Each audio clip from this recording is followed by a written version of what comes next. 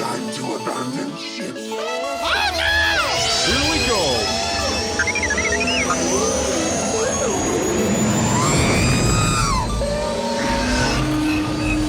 Can I persuade you to join us for a drink? It's a tradition. Here, here. Jar Jar, homie, my main man, quickly.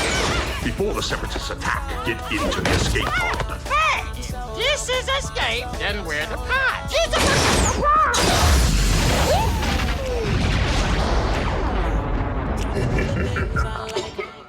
Welcome back to Star Wars Escape Pod and our second part to Rebels Talk, our Rebels after show, which our rewatch after show, I guess, since it's an older series. Can't believe we're actually calling it an older series at this point. I mean, in my head, it feels like it came out yesterday, but here we are with we got our co-host Blake joining us very shortly. And we'll be getting into the first or the next 4 episodes of Star Wars Rebels. So if you haven't listened to part 1 already, make sure you do that and check out the shorts for Star Wars Rebels. And we'll explain a little bit more about this after show in just a moment. Stay tuned.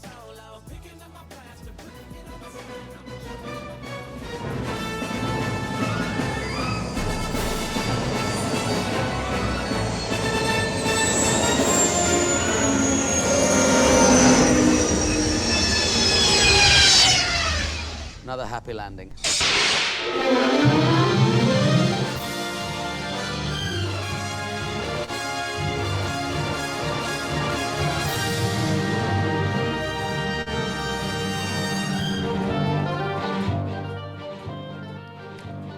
Welcome back, sir. Hello, good to be here. Man, this theme song, takes me back. It's kind of crazy. Like you're saying, I can't believe how long it's been. Yeah, I know. Like what you're just saying, takes me back. I mean, I can't believe we're saying expressions like that regarding Star Wars Rebels. Oh my gosh. Yeah. Like, how long have we just been randomly using the line from the main theme, just Too long is a joke. oh my gosh. A spark of rebellion. No, that's from the first episode. We've been saying that for years. Yeah, it's hard to believe, but it's 2023. Next year, it'll have been 10 years since the show premiered on Disney XD. Gosh. Does that make you feel old or what? I don't want to talk about it.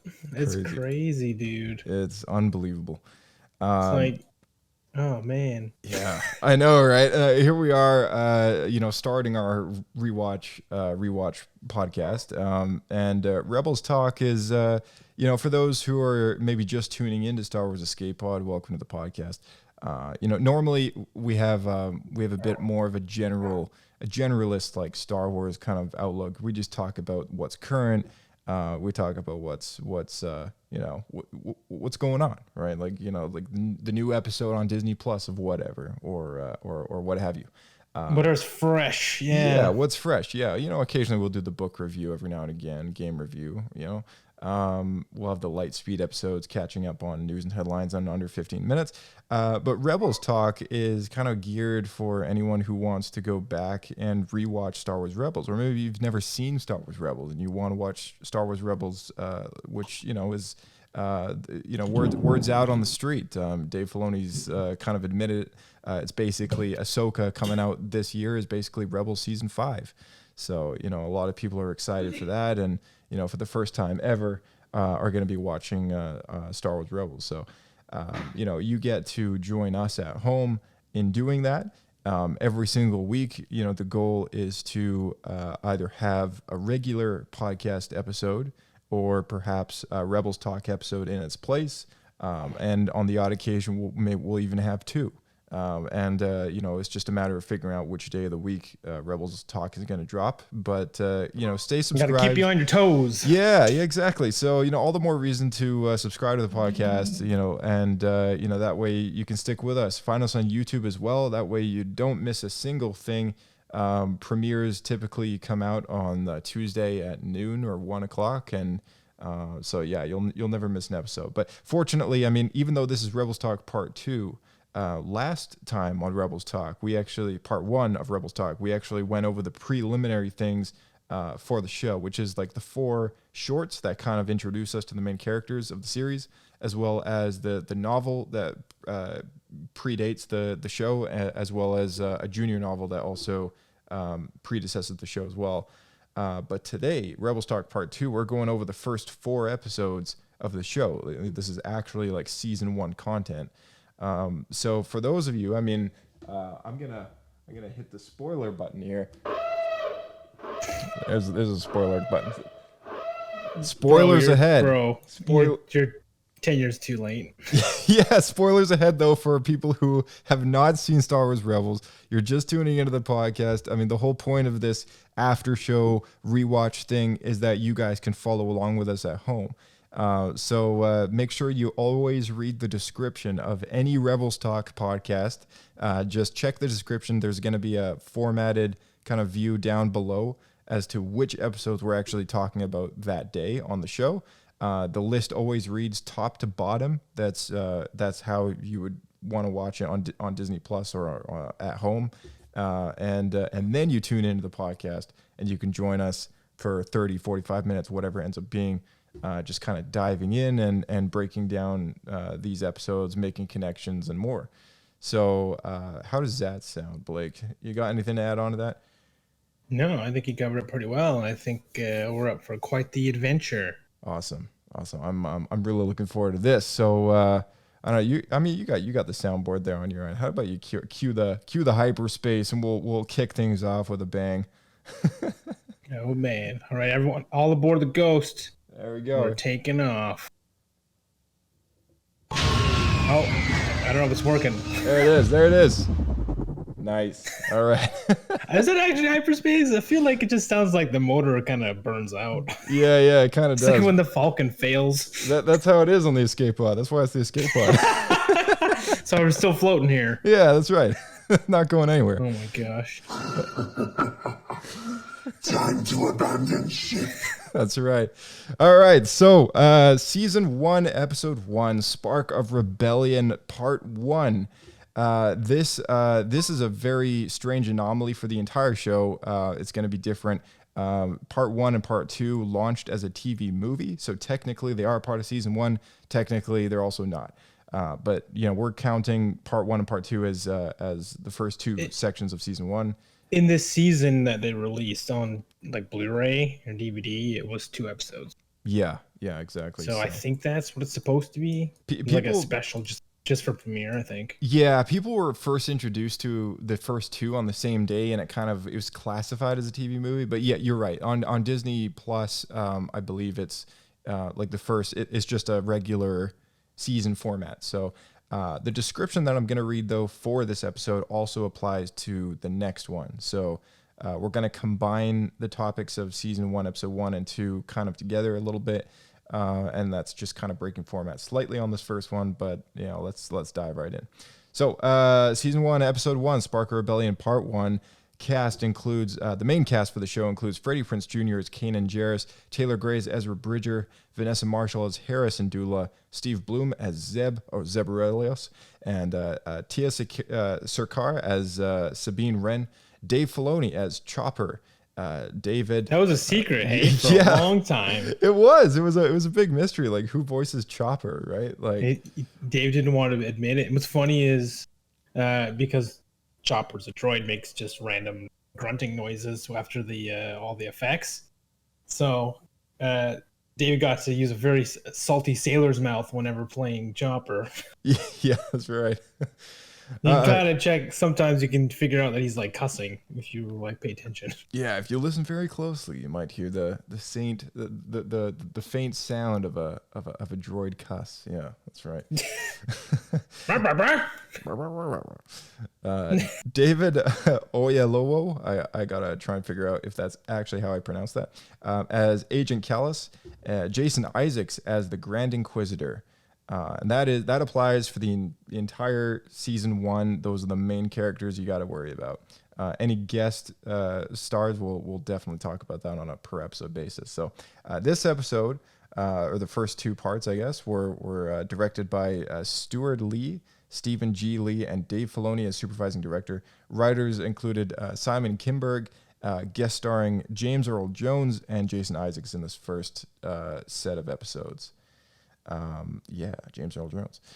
Isn't that crazy? I remember when we were first talking about that. They actually got James Earl Jones to voice Darth Vader in the Star Wars animated show. Crazy, right? I mean, now they've gotten that way is more. Crazy. Now they've had a lot more success with that. Like they've had Ian McDiarmid come back and do the Emperor finally, instead of Sam Witwer. And Sam Witwer was great. Sam Witwer. Yeah, Sam Witwer kicked to the curb.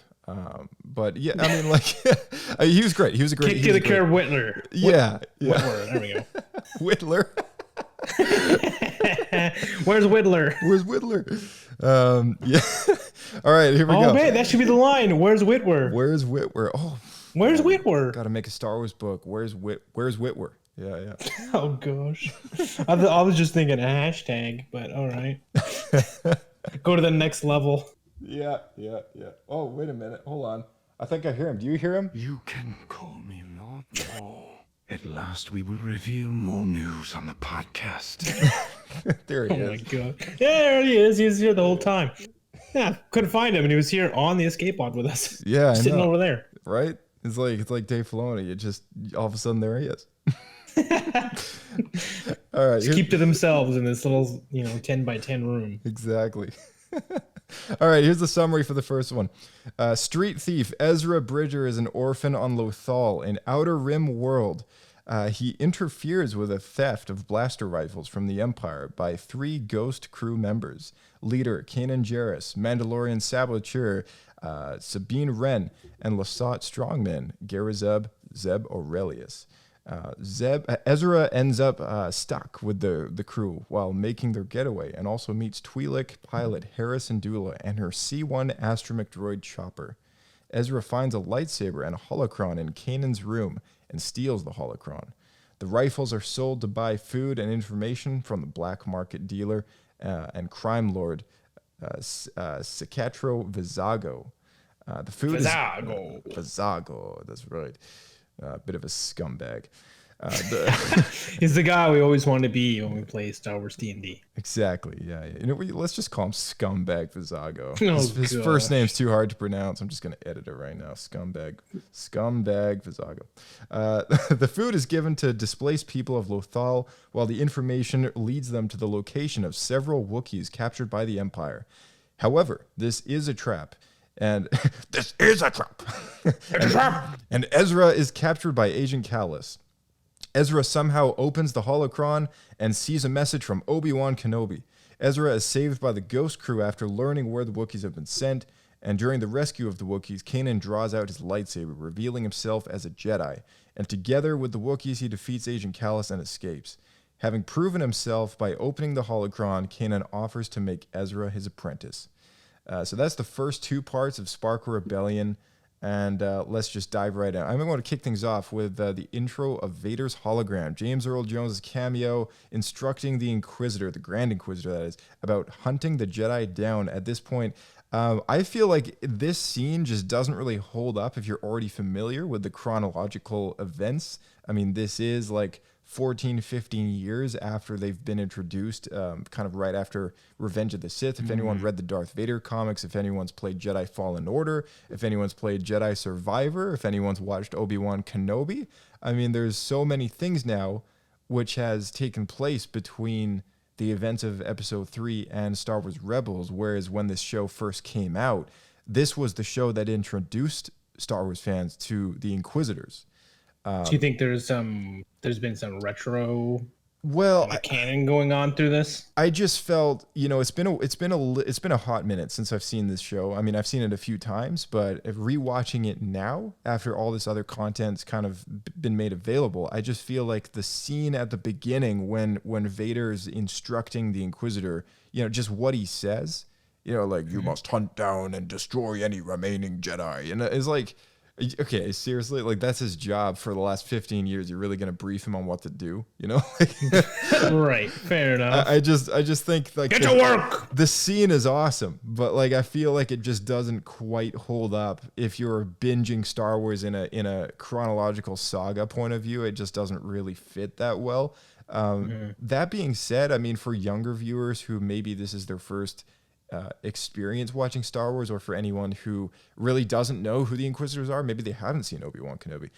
Maybe they don't know what they are, right? This kind of makes sense to have still. So I'm just more biased towards, of course, like I'm so familiar with everything that comes before. To me, it just didn't hold up that well. But I was wondering like what you thought about it, just kind of all these years later.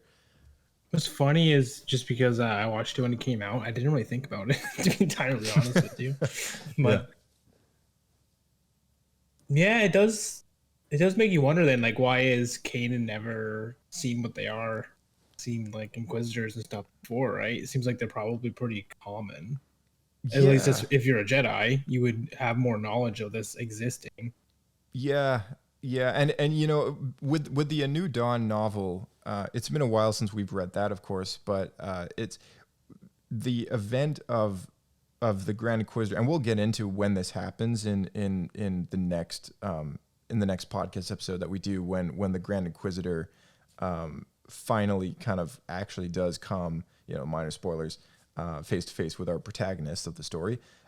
Just the dialogue that's kind of transacted there or exchanged is slightly, you know, is questionable as to whether or not it holds up, because and you know, perhaps maybe we can bring it up at a later time, but again, this is an older show which first introduced the Inquisitors, and since then there's been 15 years worth of timeline events that these Inquisitors have been running around, killing Jedi and the Empire and people of the Empire, as demonstrated in Obi-Wan Kenobi, which takes place 4 or 5 years earlier from the point of this very episode.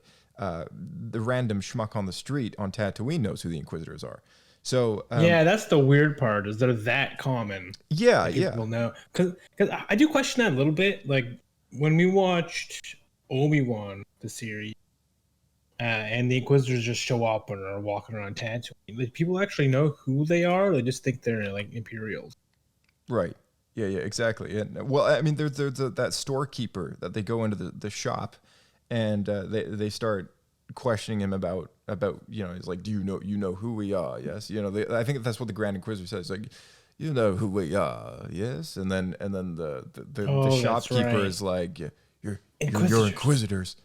And then he's like, and you know what we do, or something. You know, I'm vaguely kind of remembering what he says here. Mm-hmm. But he's quizzing him on, like, you know, and that's the Obi-Wan Kenobi show version of this very scene. It's like introducing Inquisitors to audiences in the live action target audience, right? Because maybe there's people out there who haven't seen Rebels, but this is the first live action appearance of an Inquisitor, so they got to do the same thing all over again, but differently. That's true.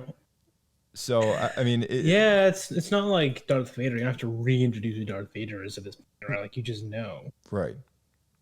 Yeah, the Inquisitors are kind of still in that weird gray area that people like us are very familiar with them, and perhaps a lot of our listeners, you know, joining us in this rewatch progress, are also very familiar with them at this point. But for anyone who's watching Rebels for the first time, like, you know, if you haven't seen them in Obi-Wan Kenobi, if you haven't played the video games, if you haven't read the books, you know, this is your first experience, like, kind of seeing the introduction to these characters. I remember trying to think back, like, a lot of the questions that I had when I was first introduced to these characters. And since then, a lot of these questions have been kind of filled out and answered a little bit with the expanding lore. But, you know, was there any questions that you had in regards to the Inquisitors? Just like who are they? You know, like when we first got Star Wars Rebels, like, what did you think when you saw this character? Oh man, I was always thinking back to the force wielding villains that you fight against during Force Unleashed. I thought there'd be kind of more along the lines of that, where they were kind of like Palpatine's lackeys almost. Yeah. Do you remember those villains, those guys you fight against? They had like force pikes and stuff. I do remember. Yeah, they're like royal guards or something. Yeah. Yeah. Yeah. I know what you're talking about. So I guess the idea of having kind of dark side agents working for Palpatine has always been part of his grand vision, I guess, because that was Pong Krell's thing in the Clone Wars. Anyone who joined us for Clone Wars back then, you know, we got into it in Clone Wars talk with Diego, but But I mean, you and I have talked about it too on various podcast episodes, and Pong Krell kind of had this whole thing. Like the reason why he went dark is because he had a vision that he would be on the wrong side of the war if he stuck to being a Jedi. So, you know, his goal was to kind of get the attention of Dooku or somebody that he would be on the right side of the war when things went sour, right? And he's trying to save himself, yeah. Yeah, because he knew, he had the feeling that they would need agents of evil, right? And even that whole is kind of a weird plot line when they started sending Cad Bane to kidnap all those Jedi babies, but you know, that's what I was thinking of, was actually that arc. Yeah, there was that arc too, yeah. Mm-hmm. Yeah, because that's when Palpatine was like trying to already start having like Force lackeys behind him. That's right. Yeah, he kind of had this, and he says that to Cad Bane or Dooku or whatever, that you know, this is his, or the robot doctor, I think it was, that like that's his kind of, you know, part of his grand plan is to have these agents of his that, you know, they're not quite Sith Lords, but they're doing his bidding and they can wield the Force and use a lightsaber. So, you know, this was it was a big moment for me. I think when I saw this character, I think the biggest question I had was like, who the heck is this guy? You know, like, you know, where did he come from? Like, who was he? And you know, we don't want to spoil it because this show, you know, if you haven't gotten into any other stuff regarding Inquisitors, this show will answer those questions. But I was very surprised just how I was pleased as to how they answered who the Grand Inquisitor was. Right. And you know what I'm talking about. And you know, for all those who don't know, this answer will come up kind of over the course of the first season, I believe. But it's great. I take it we're not gonna retro review like with, you know, meta knowledge of what's to come. Is that the idea? I think we definitely can. Well, you know, yeah, I think within reason. I think we can within reason. Let's just give a small like spoiler warning before kind of like briefly mentioning it here. But I mean, you know, for this one, I think we'll let it coast for a little bit. We'll let it coast for a little bit until more of them start popping up, and then, you know, we can kind of dive into it. Well, we can get, because I wanted to talk a little bit about the deal where I'm kind of annoyed with the Grand Inquisitor being in season 1. That's always irked me. Yeah. I know what you're talking about. Okay. You know what? Yeah, sure. Okay. Spoiler warning for anyone, you know, retrospective knowledge coming up, I guess. Okay, go for it. Well, it's interesting watching this again, just kind of like knowing what's going to happen in the future. And something that has always bothered me is I feel like we started with the Grand Inquisitor, who's like the highest tier Inquisitor. He's the leader of all the other Inquisitors, should be the best one. And then after he dies, we just get random schmuck Inquisitors. Right. So why would we not start low and work your way up? Why do you go to the top dog? And then I don't know. It always just, to me, it always just seemed like maybe like an oversight. Because you imagine playing a game and their first boss is like the end boss? Yeah. So what do you do for the rest of the game? I've always thought about that too. I've always wondered what the decision was when making the Grand Inquisitor be just that guy that they have to run away from each week, and I don't know. I mean, you know, after quite a while of thinking about it, the best theory that I can come up with is at this point there's not many left, and you know, right. we've been demonstrated to by the Vader comics, by these video games, by Kenobi, that these Inquisitors are not meant to be, like, they're not meant to stick, and that was Dave's whole thing, is like, we need a character that isn't going to be Darth Vader, you know, that they're actually running away from all the time, because that would just make Darth Vader look stupid and incompetent. Right. And I know exactly how you feel, because I feel like, okay, well, why do we have to pawn that off to the best Inquisitor there is? Yeah, you know, exactly. It's like, that's the problem in my mind. That was my whole issue too. You know, as soon as we kind of discovered that there were more of these guys running around, like, you know, that's no secret. You know, why does it have to be the best guy that they kick things off with? But again, you know, that's just maybe whoever made that decision, whatever. But yeah, I can see, maybe looking back, it wasn't the best choice to make. No, and like maybe that's the thing, is they didn't realize at the time, and now we're just kind of in this situation. Yeah, exactly. I gotta say, Jason Isaacs was an amazing casting choice for this character as well. Most notably plays Mr. Malfoy in Harry Potter, and his. Oh wow, I didn't realize that was him. Yeah, That's crazy. Yeah, he was. Come, Draco. Come, Draco. There's no need to associate ourselves with these muggles. Common rebel. Yeah, he's such a great actor, and I was very disheartened to learn that he wasn't going to play the live action edition of him. I think he could have done the look if he looks anything like he did while he was Harry Potter. Oh yeah, put on the makeup, make his face look like this corduroy on it, and you're good to go. Yeah, I mean, another complaint that a lot of people, including myself, had is the way that they do some of these prosthetics in the Disney Plus shows. He's what do you call it? A pawn or something like that from Utapau, right? Utapau, yeah. And Powan, I think. Powan, right? Powan, yeah.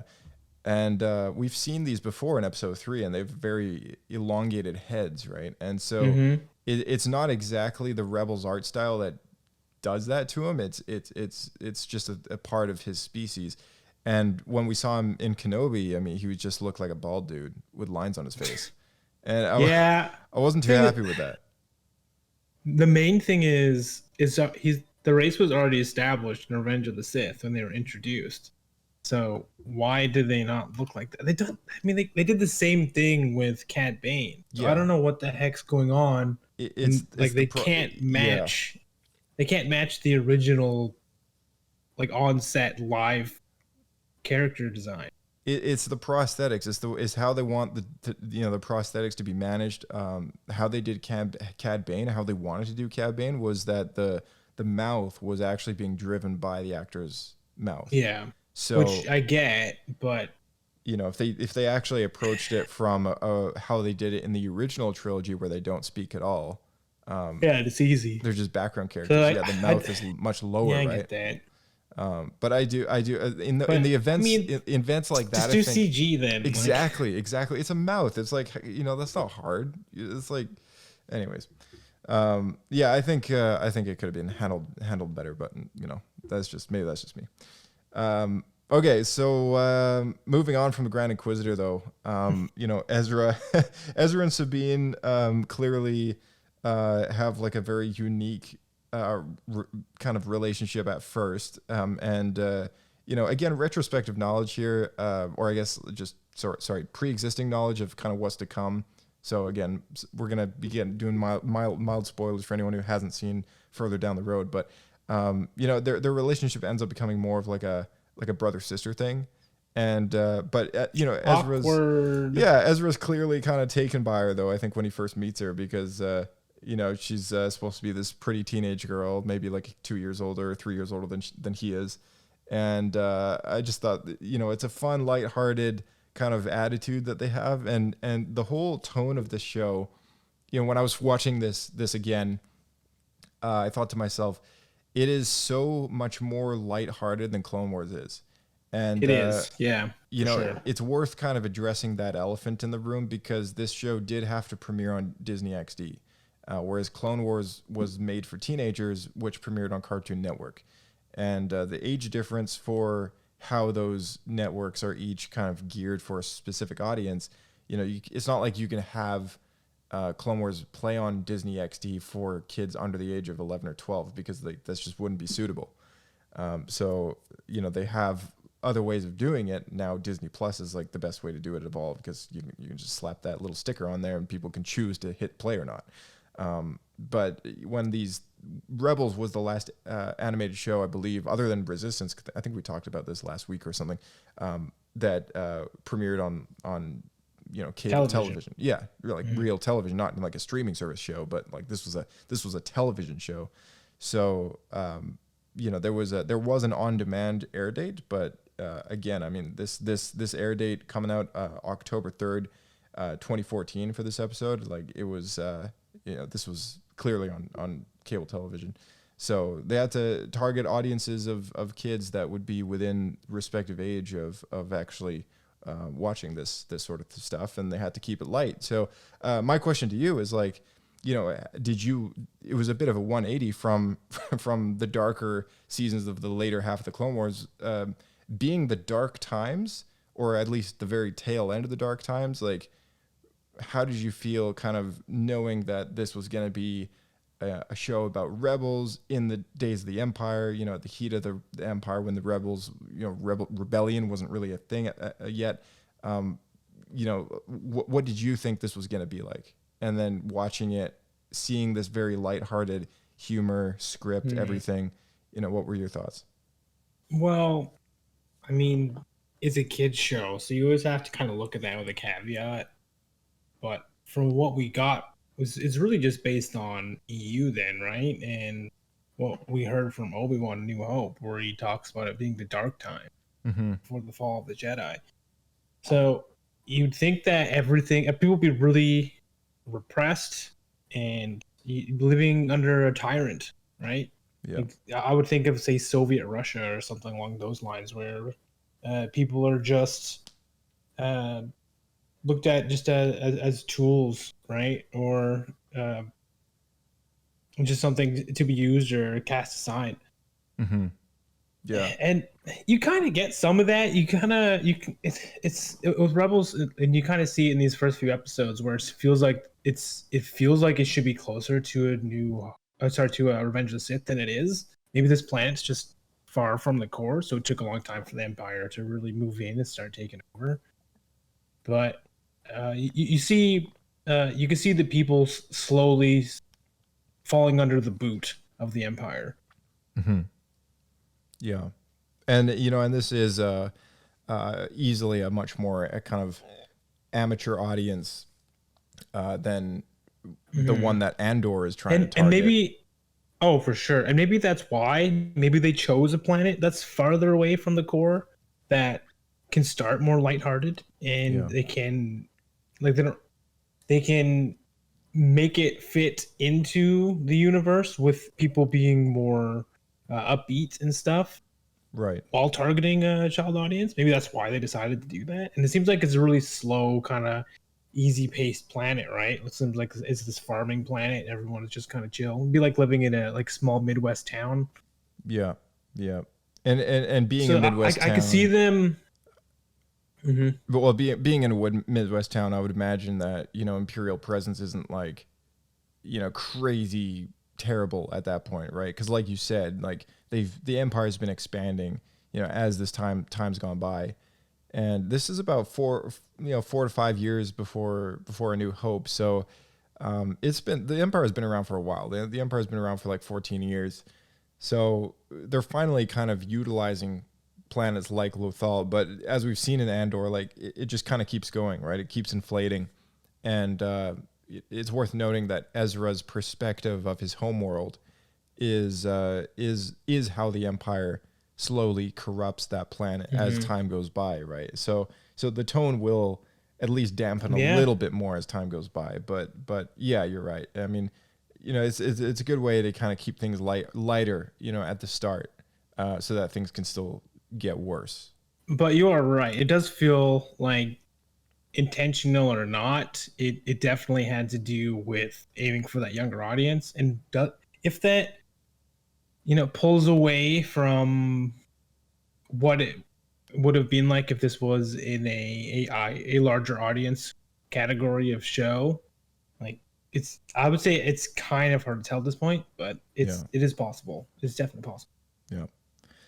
We're introduced to Agent Callus in this episode. Agent Callus.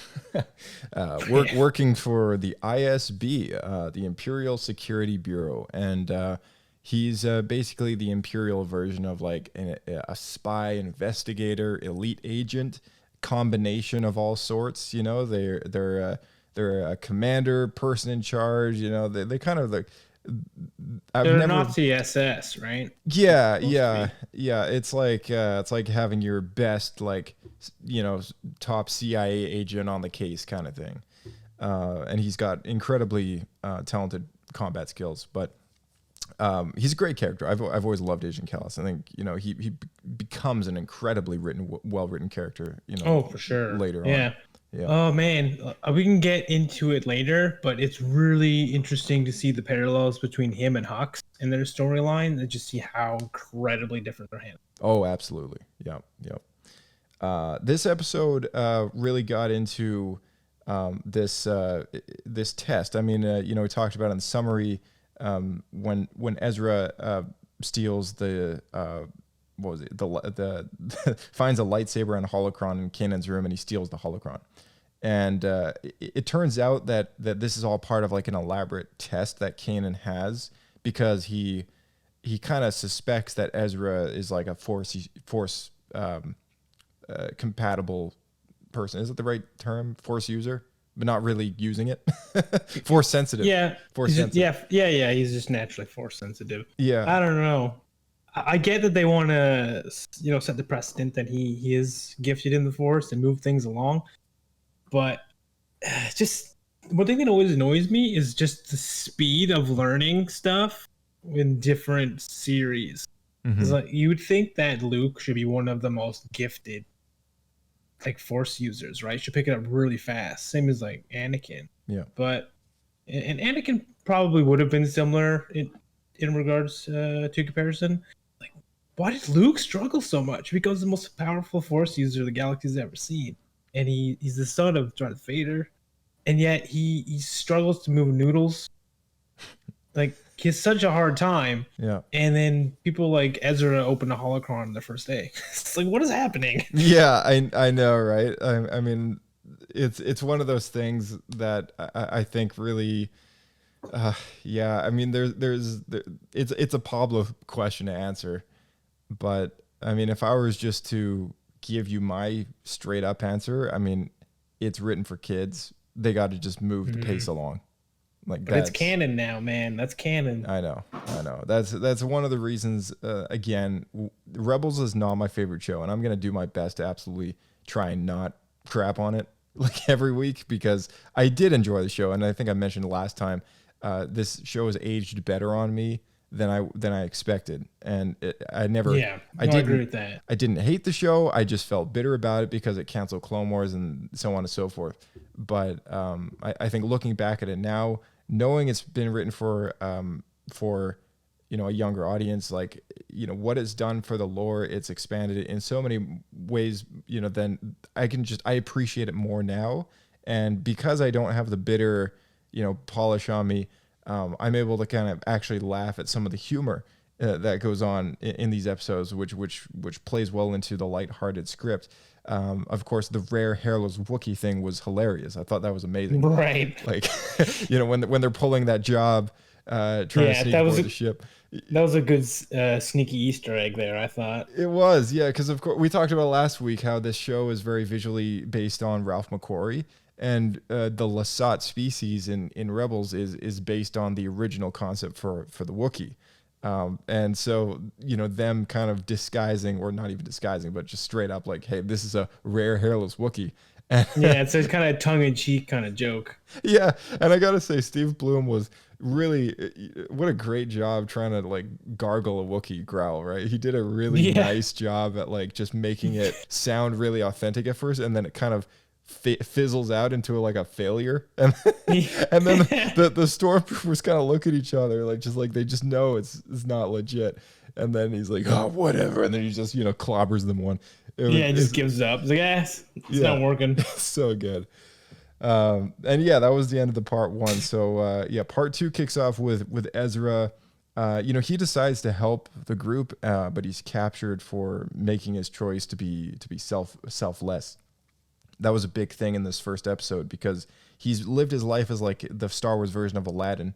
And, he's been a thief. He's grown up on the streets. He's had nobody looking after him. He's had no one telling him what's right from wrong, right? He's just done what he has to do to survive.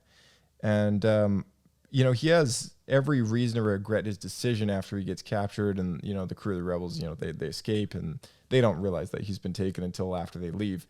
But I think you can kind of see it in his eyes. Zeb realizes. Zeb realizes, yeah. Yeah, but you can kind of Good riddance. You can kind of see it on him. You kind of see in his face like, oh shoot, like why did I like I thought these people cared about me, like why did I help them? Now I'm stuck, like yeah, and it kind of just like confirmed his bias, right? Which is like everyone's out for themselves. Like, why should I help these people? And then Hera kind of like guilts him into it, so he does it. And then what does he get? He gets left behind. Exactly. And it's an important thing to bring up for this first episode, because this is really what transforms his character into being, going from a street rat to someone who wants. What's that? Street rat. Someone who wants to be selfless, someone who wants to help people, right? But another little comedy thing, he's like, the little verbal Easter eggs from Ezra. He's got this insane knowledge of the galaxy. He's like, what's your name? Jabba the Hutt. Yeah. Like, do you like that? That's one of those. I don't know. It's a kid show, so it is what it is. But it's always a bit cringy, I guess, in my mind. Yeah. But, yeah. I don't know. Do you like it? Are you a fan of that? I mean, at first I would roll my eyes, but now I just kind of chuckle, because it's like, all right, maybe Jabba the Hutt's actually like galactic wide known. People know who this guy is. He's a top tier gangster. I would imagine that someone who kind of lives their life in the streets is probably familiar with some aspects of the underworld, but again, this guy's a kid, so like how much does he know? Probably not much. So he probably just used that as a name that he once heard on the news. It's like, what, it's like, what's your name? It's like, the first thing that pops into your head. And I just think it's kind of funny that it happens to be Jabba, but like at the same time, it's like, really?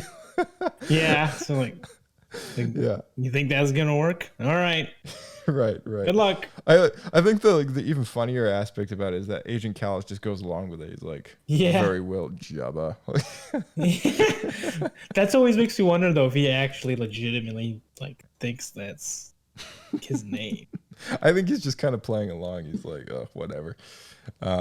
But yeah, again, like looking back after like 9 years, again, like this is sitting differently with me now than it first did as it came out. Sure. Yeah, I know you were always very annoyed back in the day at all these little things. Oh yeah. The holocron is unlocked by Ezra, and like you're saying, I mean, it's it's worthwhile. Like I would complain. I still complain about this too. It's like, yeah, the power level thing, it's a bit messed up.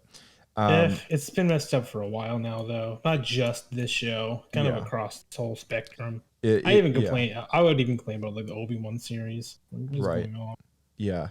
It's true. The holocron's unlocked, and Master Kenobi's message plays again after 15 years.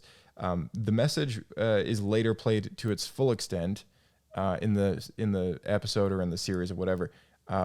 But the first half or whatever that he hears, and again the full message. This is the message that Obi-Wan records when he and Yoda go back to the Jedi Temple, and this message was also written in text. Was it in the A New Dawn book? I think it was, wasn't it?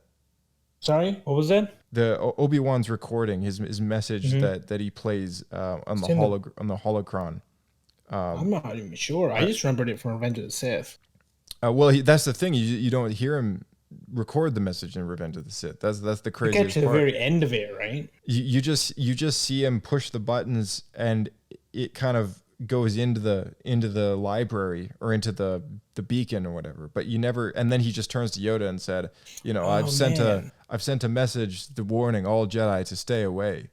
And right, because the original message was to bring everyone there to be executed. Exactly. So this is his personal hologram recording that he sent out in that moment, and it has kind of intercepted and I guess it's a surface level emergency tech which has been I guess distributed over all of the holocrons and related artifacts, across the galaxy, Jedi's comm links, just about everything, right? So I think it's interesting that somehow the holocron got this message as well. I don't know how that works, but I wondered about that too, honestly. It's like, why is it on a holocron when it was supposed to be just a projected message? yeah. I mean, as we know, we don't know a whole lot about holocrons, right? Like holocrons can be a variety of just so data many storage, things. right? If they wanted to be. Yeah, exactly. Just So like, and that's the thing, right? Like, who says that? Because a holocron is like, it's a data storage, but it's a data storage that can only be unlocked by a Force user. So like, who's to say that the inside of that holocron doesn't have some sort of like comm link receiver in it, which the password to get into it is just using the Force to unlock it, right? Like it could be like head canon stuff like that, which I can just kind of let it slide. But I did question. I was like, okay, how did this message get to a holocron? Because like, that's kind of strange, No, for sure. But yeah. I questioned the same thing, and then just kind of was like, moved on. Yeah, exactly. Yeah. I feel like when you're watching all these kids shows, you kind of got to take everything with a bit of a grain of salt. Yeah, for sure. Yeah. Bit of a grain of patience in there. We got the first look at the Imperial Cadet helmet in this episode as well, and he later puts one of these on in episode 6 in season 1, which we'll get into in the next podcast episode. But it's a design which I think fits pretty well. It's like it's basically a cadet version of Stormtrooper helmet. It kind of, would you say the design works for like a younger person? It's not really quite a full bucket, but it's like got that flip up, like a training bucket. Yeah. I think you have to look at it as only from like a certain perspective for it to work well, because I wouldn't expect people training to be stormtroopers to be like between the ages of like 10 and 16, right? You think these people, the earliest you sign up to be in the stormtrooper corps, you'd be like an adult, like 18 or older. So I wouldn't picture 24-year-olds wandering around with that. I think they would probably just have regular stormtrooper gear for training. But if they had something that's like like the Nazi youth, for example, then I could definitely see them wearing.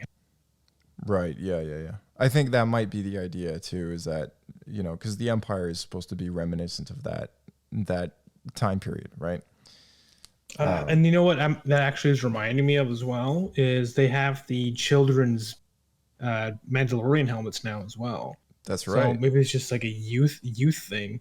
Yeah, everyone's included. Ezra reveals he discovered the Wookiees that are being held on. Did he say Kessel? I wrote down Kessel, but it was on. It's Kessel, yeah. It was on Kessel, which I was very surprised by because they didn't do the Kessel run. It got me wondering. Exactly, that's exactly it. So it's like I was wondering what the deal was with that. Was there no Imperial defense set up then? Like, what's the timing of this versus Solo? Because Solo, we see the full Kessel. Well, that's the thing, right? And I was a little confused, which is kind of why I brought it up, because Solo: A Star Wars Story was the first time we saw Kessel in live action, and I guess it's been a while since I've seen Star Wars Rebels, because for the longest time I thought that was the first time we actually saw Kessel at all. That wasn't in like a Battlefront 2 we saw Kessel, but that was based on the Solo depiction. So I always thought that Solo was the first time we saw Kessel. Clearly it's been a while since I've seen Star Wars Rebels, but yeah, I guess this is the first time that we see Kessel. It must be, because I don't think they ever went down Clone Wars, and that would have been the only other opportunity. Yeah. Well, there was that old EU movie, Ewok Adventures Kessel Run. Right. That is, yeah. I mean, sorry, you mean Caravan of Courage? I'm just making it up. It's not real. Ewok Adventures Part 3. Escape from Kessel. Escape from Kessel. Oh man, we need a Wookiee Adventures movie. Oh man. Yeah. So I don't know. I maybe I misheard, but I'm pretty sure it was Kessel. But yeah, Yeah, it was. Yeah, because I noticed the same thing. It definitely was Kessel. the sky worked. The sky kind of fit. It had that greenish, yellowish hue, I guess maybe. Oh wait, do we go to Kessel in Clone Wars when we deal with the Pikes? Ooh, I'm wondering if there's maybe just part of like the Maul series possibly, doing but the Syndicate. only you know what? That's a good point. I actually can't remember. If we did go to Kessel, it may have been in the final season, which was after Solo came out. But yeah, I mean, it's possible it showed up before. I recently watched. It did show up. It did show up in Clone Wars Deal, No Deal, and Dangerous Debt. So that was in season 7. So that was after Solo came out. Okay. But there's no mention here of earlier. So, yeah, I know which episode you're talking about though, and no, they yeah, don't. it's when Maul like jumps around like in a matter of hours and just happens to combine all of the crime syndicates in the galaxy. It's Right. a ridiculous thing. Yeah. No, the Pikes. The Pikes are part of it, but yeah, no, I don't think we don't actually see him in Kessel in that episode. But yeah, I guess technically this is maybe the first on-screen appearance of Kessel. Yeah, might be then. Yeah. So that's interesting. It's interesting that they didn't need to go through all that nonsense through the what's it called? The Maelstrom. The Kessel Run. The Maelstrom. Yeah, the big huge like cloud tunnel that they have to go through. Anyways, I thought it was Full like, of okay. space asteroids and giant space octopus. Yeah, exactly. I thought it was interesting that at this point in time, it's worth noting the Death Star is, of course, still under construction, and the Wookiees are being used as labor at this point in time. They weren't at first, but it was kind of the canon. It was the EU canon. It was the EU canon that Originally. Wookiees were used. Yeah, and I'm glad that at this point now, that is probably perhaps what the Empire is using them for, is for. Well, maybe. They don't confirm I it. was thinking if they're on Kessel. Well, the thing is, in Solo, we see that the Wookiees are used as like mining labor. That wasn't And they're on Imperial. Kessel. That wasn't Imperial though. That was the Pikes using them as slaves. Right.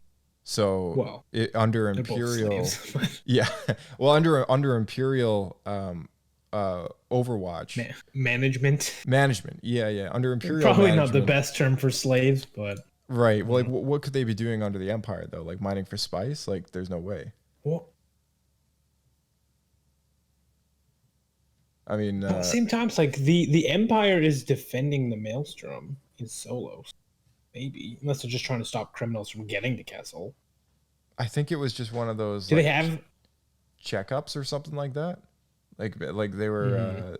There was something that, like, chaos kind of went out at the base there, and then they showed up, right? So I think it was just like a bad timing thing. But yeah. I don't know. I don't know what the Imperials are doing there because it is supposed to be Pike Run, so it's very strange. Yeah. I mean, my theory was that it was just Death Star stuff, and that theory kind of plays in a later episode where they blow up a certain ship with a certain crystal inside of it.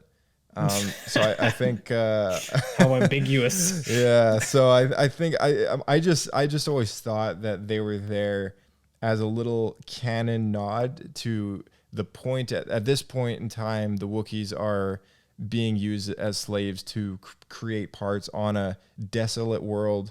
Not many people are going to be coming and going, and at this point in time, they're actually being used for that. I mean, let's not forget that Andor in that prison in Narkina was also working on the Death Star. He just didn't know it, right? So, Right. I think it's just a thing that the Empire has all these prison camps, and I think it was very smart that they were able to finally kind of play in the Wookiees into that role because yeah, the EU was known for having the Wookiees having worked on the Death Star. So, it's nice to kind of see perhaps a little bit of a nod to that. Agreed. Yeah. I do like when they start fitting in older canon in regards to that. Yeah, exactly. So we also got a little bit of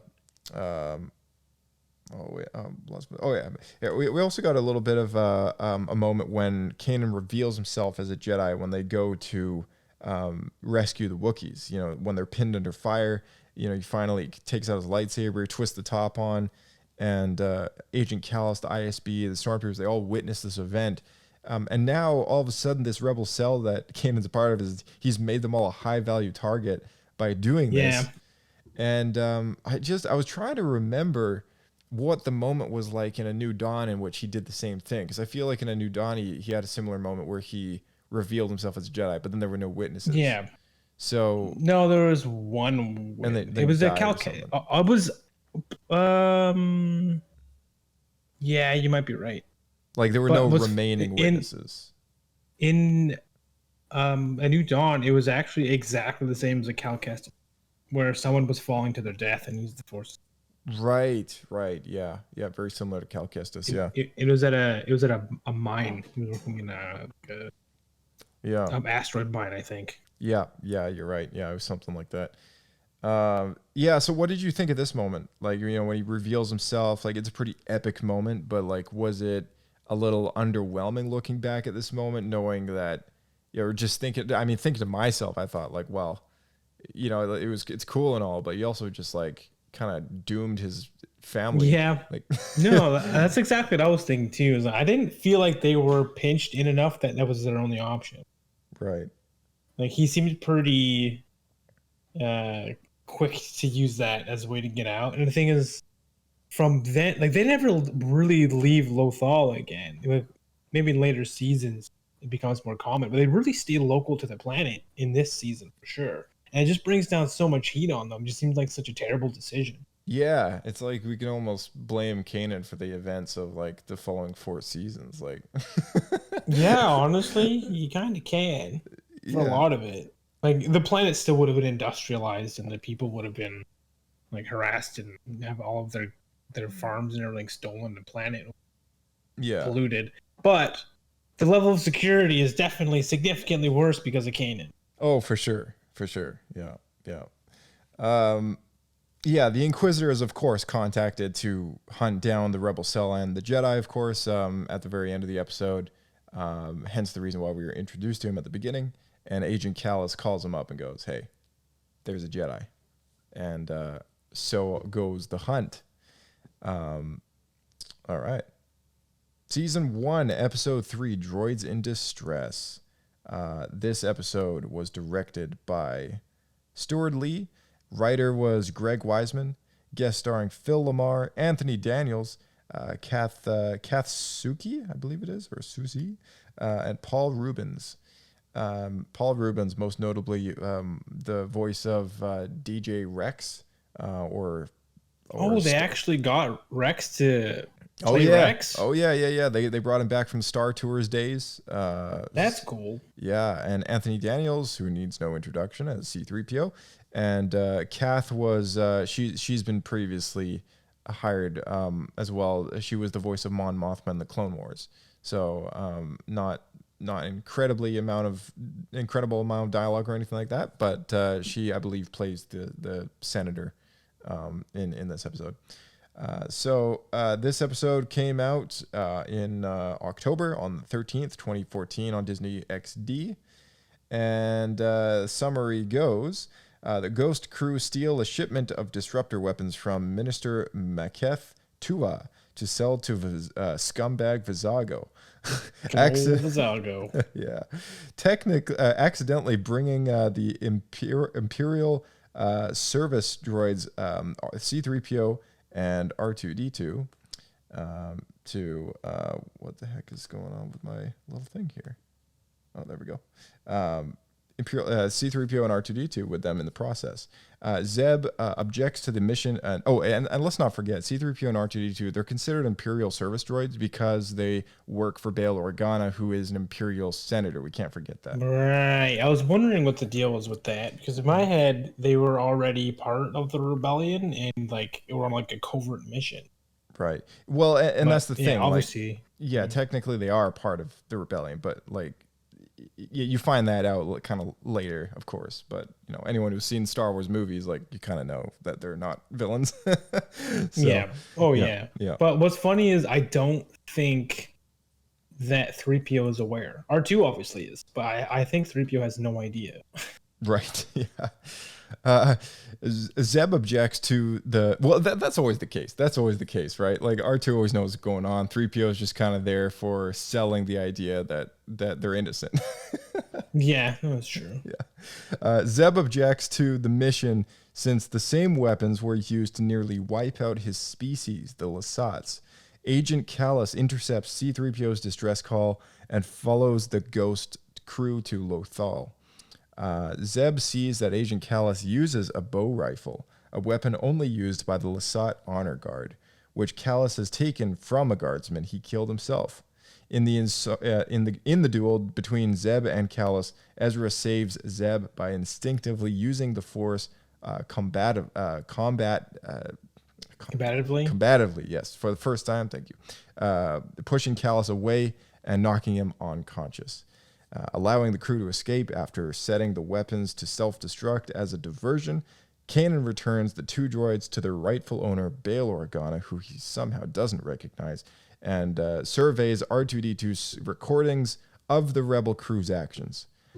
So it's kind of revealed at the very end of this episode that this entire operation, he was kind of using R2 as not only an informant on Hera's rebel cell, but also, to get his own job done. And C-3PO is just kind of there for the kicks. Right. as always. Yeah. But always the case with 3PO. Drag along. Yeah, exactly. That was the big reveal, though, was Bail Organa, and it was a wise. Was that Jimmy Schmitz? Oh, I feel like he would be in the guest star if it was Jimmy Smits. But no, I believe that's who Phil Lamar is. Phil Lamar, I believe he voices he voiced Bail Organa, I think, in Clone Wars. He did. Yes, he did. Yeah, he voiced Bail Organa in Clone Wars, so that was him returning to his role. Did Jimmy Schmitz ever do one of the animated series? Or was he just the live action cameo? Jimmy Smith has only ever been live action so far. Yeah. Okay. Yeah. So what's interesting about this episode is it's also the first one that we see the AT-DP show up, which was a walker. Oh man, I didn't even think about that because we've seen them so often. Yeah. Well, since this show, yeah. But it was the AT-DP specifically was made its first appearance in Star Wars Rebels in this episode. It was originally designed by Joe Johnson for Episode 5 for the Battle of Hoth and ended up not being used. So when they did Star Wars Rebels, they took the concept design, and recycled it into a new all-terrain something. As per usual with the Imperial stuff. Exactly. But, man, it's funny how Rebels is just like the concept art graveyard. Oh yeah, for sure. It's not only is it using so much of Ralph McQuarrie stuff, but yeah, it's true. They recycled so many unused film designs into that show.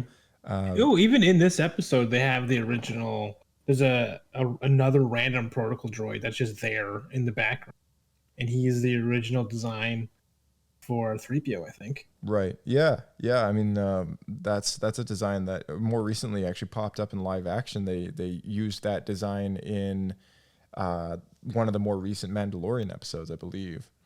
So, AT-DP, if you have to know, is all-terrain defense pod.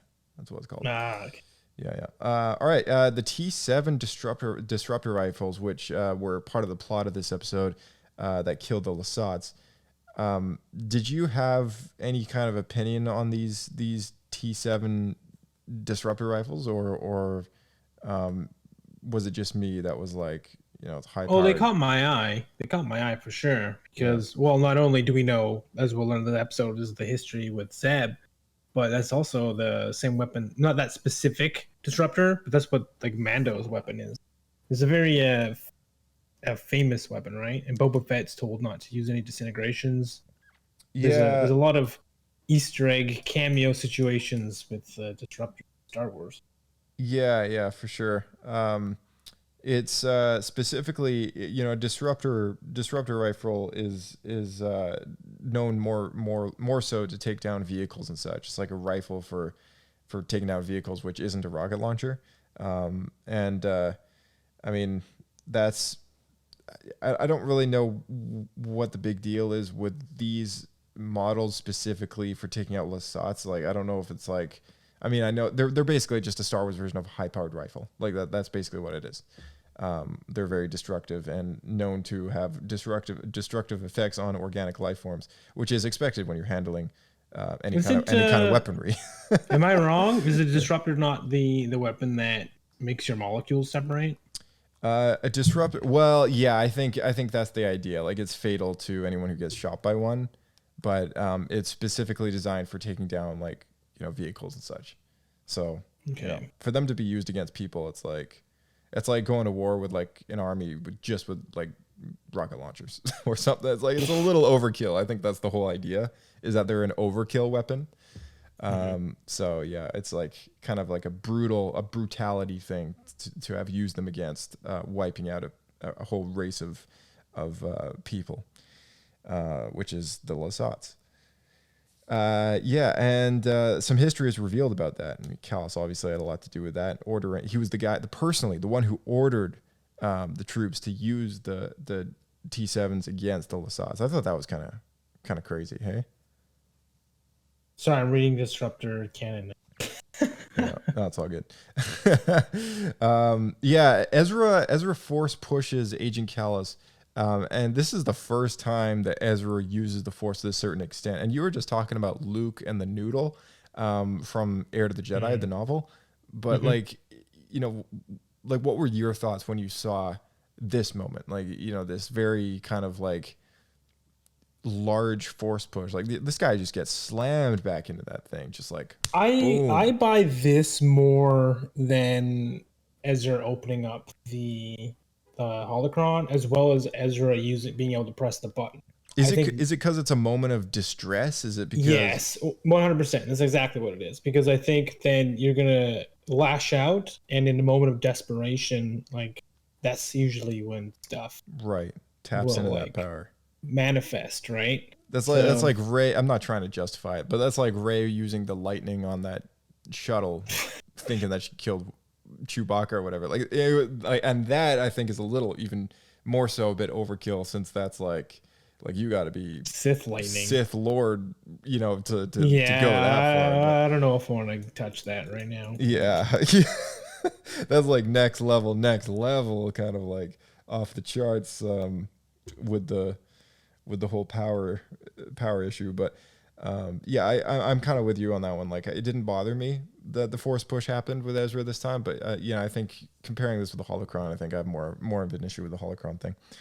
3PO and R2 working on the rebel thing, I found it interesting that Kanan not only doesn't recognize Bail Organa as the senator of Alderaan, but I thought it was interesting that he doesn't reveal himself as an ally necessarily, even though they're doing business together. Like, he gives him the Jedi saying, and then he kind of like slyly sends him on his way. And it's like, all right. Right.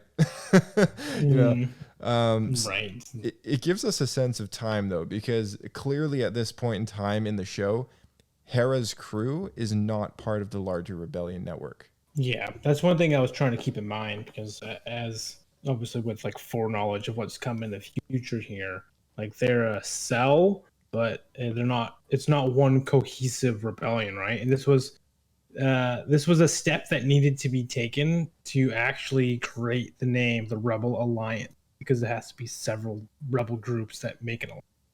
Yeah, exactly. The other thing to note is, like, in Andor, there we see rebel cells, and that's earlier on in the timeline than this show takes place. But the rebel cells are all part of a network. Like, they're all part of like a secret network. And Hera's crew, it seems that Bail is kind of scouting them out as a possible crew to hire. At the moment, they're just rebelling on their own. Like they're not Right. they're not part of the larger deal going on that they don't even know about. And But I think through this, he can tell that they aren't like common pirates, right? Or like anything goes, make a buck. Like there's an honor to them, like honor amongst thieves. yeah, totally. So it's not until we find out like a bit later, you know, the Fulcrum code name starts being thrown around, and then we just kind of have to assume that between episodes, events take place in which now they've reached out to Hera, like Bale or somebody, you know, Fulcrum, whoever, and now they're working for the larger network of the rebellion. But that's not until, you know, we can get into that in the next podcast episode when it comes up. And that's all there is for this episode. So we can dive right into the next one, Fight or Flight, the final one for today's podcast. Season 1, Episode 4, Fight or Flight, directed by Stephen G. Lee. Writers were Kevin Hops. Guest starring David Shaughnessy, Liam O'Brien, Greg Ellis. This episode premiered on Disney XD October 20th, 2014. And Oh man, I'm glad we're getting into this episode because this one is very memorable. At least I remembered it years after watching it, and because of ridiculous reasons. We can get into it. yeah, it's a bit of a questionably how would you describe it? Questionably fun or questionably stupid? It's questionably cartoonish. All right, let's get into it. Chopper ends up being the cause of a fight between Ezra and Zeb. So Hera sends them out on a supply run together to keep them from bickering with each other, specifying that they do not return without the rare Meilu fruit. The two find that the market's sole supply of Meilu runs has been purchased by the Empire, and who knows why. Ezra's attempt to steal the fruit leads to an entanglement against the stormtroopers, forcing Zeb to hijack a TIE fighter for the two to escape in. En route to the rendezvous with the Ghost, the two find farmer Morad Sumar, a friend of Ezra's parents back in the day, and his family being arrested over a property dispute with the Empire. Using the TIE fighter to their advantage, Ezra and Zeb are able to rescue Sumar and retrieve the fruit. That's putting it mildly. On the return to the Ghost after supposedly crashing the TIE fighter, Hera is pleased to see Ezra and Zeb are more friendly towards each other. So there's actually a few things that this summary doesn't get into, and I definitely want to bring it up. But let's kick it off with Ezra struggling to fit in with Zeb. I thought the bed collapsing on Zeb was hilarious. Yeah. They definitely have a sibling camaraderie for sure. And the fact that they're kind of like punished and made to go do chores to run an errand for Mum, who is Hera, I thought was hilarious. Yeah, for Definitely sure. what they were going for here. The family Those two, dynamic. like, rowdy boys. Yeah, it's exactly what it is. It's a very family dynamic. Yeah. Ezra's grip over the Force sense starts to bubble up a little bit, and that goes for the same as lifting the lid off of the container, which contains all the Meilurans when they're sneaking about. He made it warble a little bit, but he couldn't quite get it off. And then, but when he didn't warble. That was Chopper. Oh, was just it? like because he's like, oh, he's thinking it's gonna work, and then Chopper starts laughing at him because the perspective changes, and Chopper was like moving the bowl around to trick him. Oh, yeah. You're talking about the bowl. Yeah, no, I was talking about like when he's trying to steal the fruit. There's like a box of fruit. Oh, the lid of the container. Yeah. I feel like he managed to shake it a little bit, but not by much. And then I love how Zeb's kind of like shocked at first. He's like, he's gonna do it, and then and then it doesn't happen. He's like, just laughing at him. Yeah, exactly. Just laughing at him. Yeah. But he does sense that they're about to crash the TIE fighter into a mountain and get Zeb to steer the ship away. Although you can clearly see it's going to crash through the window, so I don't really know what the point of that was. But now he kind of knows. I guess the point is now that he kind of knows what the Force is, because Canon's explained it to him. Now that he knows he's Force sensitive, maybe is that the reason that he's able to do these things? It could be. because That wouldn't surprise me. well, Luke grows up not knowing that he's force sensitive, right? And Anakin is the chosen one. He grows up not knowing he's force sensitive until Qui-Gon tells him. All he knows is that he's incredibly good at piloting this pod racer. He's the only human who can do it. Yeah. And Luke Well, is supposedly also an incredibly talented pilot as well. Not that we see that right away, but when he gets in that X-wing and takes down the Death Star, obviously it's apparent that he's a pretty wicked pilot. So, it's like Obi-Wan at that point has told him kind of what the Force is. But like, do you think maybe this applies to Ezra? Like what are your thoughts with that?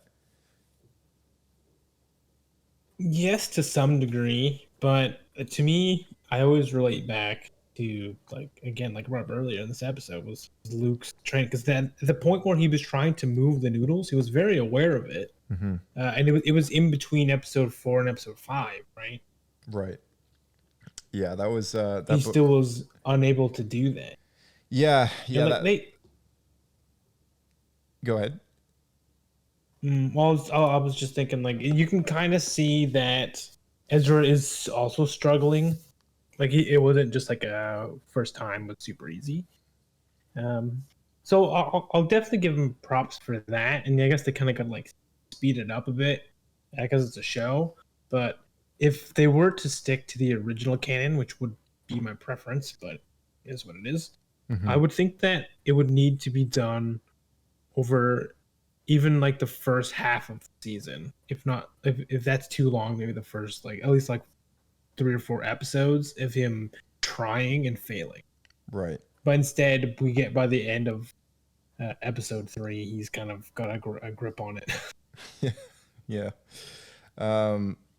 Yeah. So another thing, when okay, I mean, you talk about this episode being a little cartoony, and I totally agree, because even when it comes to like not Ezra related stuff, when that farmer's house blows up, dude, they go flying.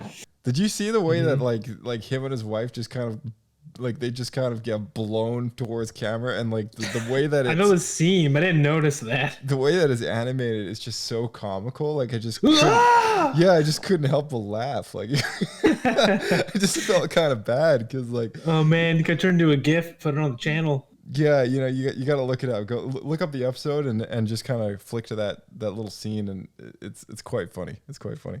And they just kind of dust it off, of course, like when they get up, but they fly a solid like 20 meters or something, and it's it's no big deal. When Ezra sees what the Empire is doing to his world, to his friends and his friends of his parents, clearly something inside of him is more determined to help people, and I think like that's kind of where the story's going, is like taking someone who doesn't want to help anybody and transforming them into a person who Very does. selfish. Yeah, being a very self-concerned person to a very selfless person, leading up to what we know in the finale of the show and what happens, like just in general.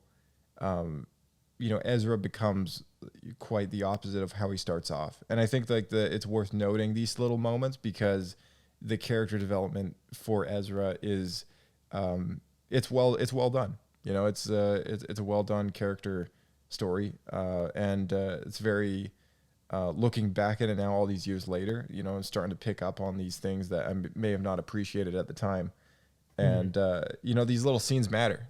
These little scenes with people like his parents, friends, and stuff. Like it's important for his character. So,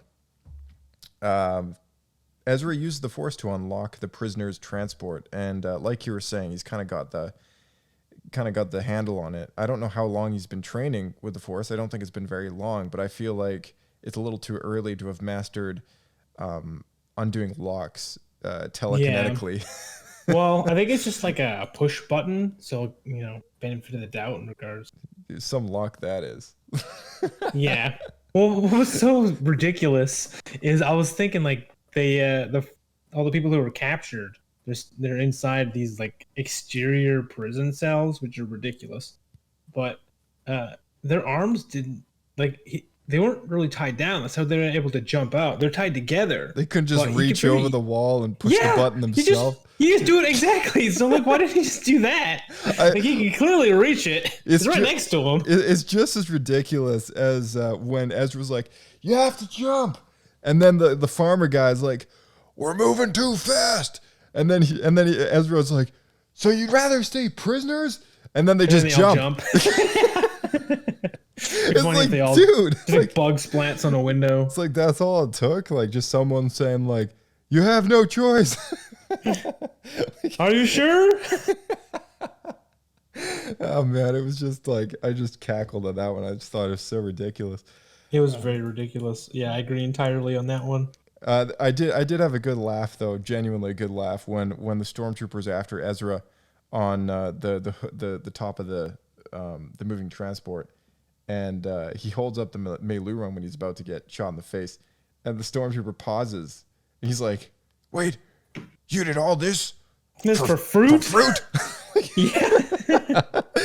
It's true, because that's what I was thinking the whole time about the episode. It's like, he did this all for fruit? Yeah. Yeah. And I think it's just like I love this line so much. I think it's one of the best of the season because like this whole episode is so ridiculous. And and I think it's just kind of like an acknowledgement to just how ridiculous it is, right? It's like this whole episode has was to be. just about two people working for a rebel cell to steal like a Meiluran from the Empire. Like how stupid is Yeah. that? But like It's pretty ridiculous. I love yeah. how just a like a meager stormtrooper has to point it out. And Yeah, exactly. you know, It's true. It's hilarious. Clearly, The, when they the whole thing is so tongue in cheek, right? oh yeah. Clearly, when they get back to the ghost, they lie about having crashed the TIE fighter. You know, they've clearly stashed it somewhere. And if my memory serves correctly, it plays an important part later in the season. So, you know, perhaps we'll see this TIE fighter again at some point. And that is everything that we got going on today in Rebels Talk Part 2. Is there anything out of all these 4 episodes, anything you want to kind of like hit before we wrap things up today? Gonna double check if I didn't have anything in my notes here for this episode because I wrote a decent amount. Yeah. Well, we didn't mention that the transport ship that they're carrying everybody, that was originally based on a 1970s toy that wasn't even canon. It just Yeah. Hasbro just made this random transport toy, and everyone thought it was so weird because it would transport the stormtroopers on the outside of it. Yeah, which is what we saw the the prisoners. Hasbro Troop Transport toy, yeah.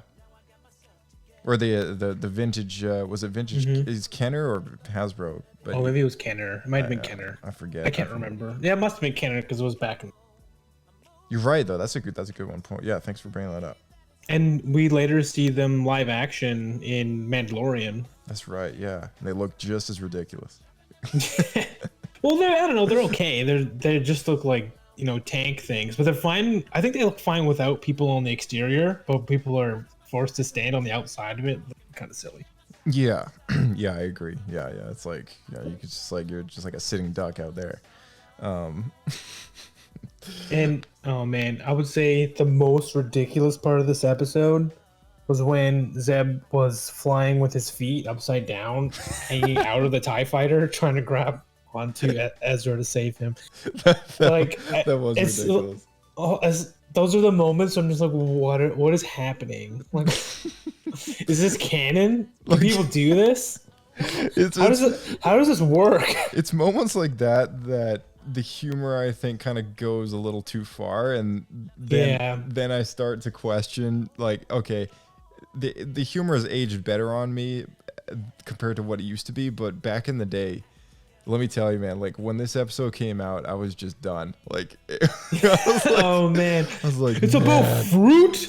like, oh my gosh, like what is this show? Like, you know, like, but Oh man, it's alright. just such a massive change compared to Clone Wars, right? That's the main thing.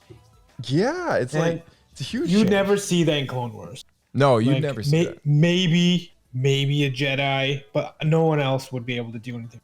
Yeah, I mean, like we got cheesy little moments, like you know the whole snips thing, and like you know snippy snips, and like little stinky Rada the Hotlit and whatever, like you name it, like the Clone Wars has its moments, but I don't think we've ever hit this level of ridiculousness in Clone Wars ever. Yeah, it was a lot to take in. Yeah. You'll have to jump. Oh my gosh. You gotta look up that explosion. It's really funny. All right, I'll check it out. Yeah. All right, man. Thanks again for popping on the podcast and popping into the escape pod and another episode of Rebels Talk. And next time on Rebels Talk, we're gonna hit episode 5, 6, 7, and 8 for those of you following along with us at home. And that was all she wrote. So cool. Thanks for having me on. It's always good to chat some Star Wars, even if we gotta fling some poodoos around, or we can reminisce about some points. It'll be good. Oh yeah. Actually, that reminds me, real quick, just run through the list. Oh gosh. Pablo points or poodoos. Okay, You starting gonna with. explain the whole thing now? How much time we got? No. People tune into the podcast before. just run through it. Oh shoot. I would say the opener. I'm gonna call the first two as one episode because it's really one story. Sure. But I'm gonna give it 1.5. Yeah, let's go with 1.5 Pablos. I'm with you. I like that one was pretty good. It's pretty solid. I like the there's a lot more bickering than I remember in this first season between Hera and Kanan, so that made me feel like a little bit more realistic to what I was expecting, and kind of see the arc to where it goes later. Now that was a really good introduction for Ezra. I think they did a good job with that. The show is really well animated, so definitely points in regards to that.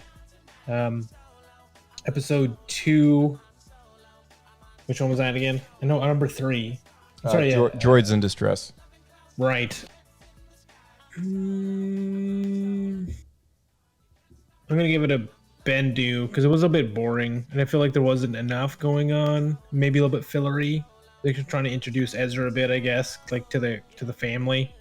So give that one a Bendu, and this last one, it was too cartoony for me, so I'm gonna give it 1 Poodoo. 1 Poodoo. Okay. Yeah, I would agree with the first one being the first 2 episodes being 1.5 Pablo points. Droids in Distress. I think Bendu is a pretty fair score. I think I might even go like 1 Poodoo. To me, it just didn't really have a whole lot of substance to it. Yeah, it was very fillery. Yeah, it was.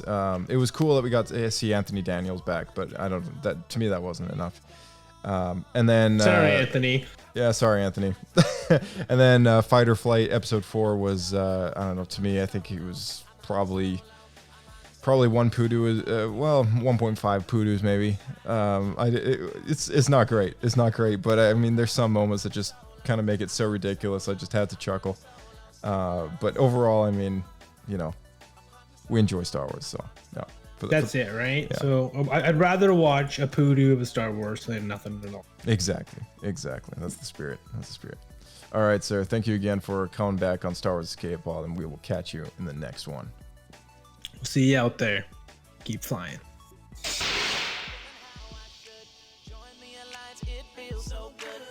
All right. Thank you so much, everybody, for tuning in to Star Wars Escape Pod and our second part to Rebels Talk.